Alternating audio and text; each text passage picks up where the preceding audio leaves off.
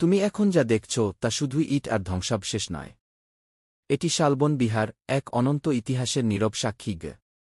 সূর্য যখন অস্ত যায় এই ধ্বংসস্তূপের গায়ে, তখন আমাদের অতীতের আলোও যেন ধীরে ধীরে মিশে যায় তার সোনালি রঙে। শালবনের নীরবতায় ঘুমিয়েছিল এক ইতিহাস।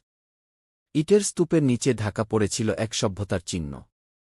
আজ ধুলোর গভীর থেকে উঠে আসছে সেই অতীতের গর্ব। এই বৌদ্ধ বিহারটি নির্মিত হয়েছিল পাল রাজবংশের মহামান্য রাজা ভবদেবের শাসনামলে। প্রত্নতত্ত্ববিদদের একটি দল ধ্বংসস্তূপের ভেতর খনন করছে। কেউ খনন করছেন, কেউ নিদর্শন পরিষ্কার করছেন, এক গবেষক আবিষ্কৃত বুদ্ধ মূর্তি হাতে নিচ্ছেন। মাটির নিচে লুকিয়েছিল এক হারিয়ে যাওয়া অধ্যায়, যেখানে প্রতিটি ইট, প্রতিটি দাগ বহন করে শত শত বছরের ইতিহাস।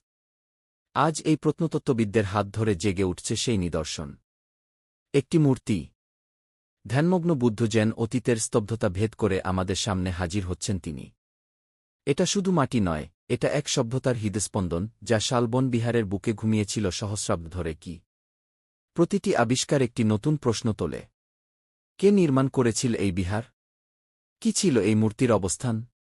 কি ছিল তাদের জীবন যাপন, বিশ্বাস? এই মাটি শুধু উত্তরই দেয় না, জাগিয়ে তোলে বিস্ময়। এটাই তো ইতিহাসের আসল সৌন্দর্য।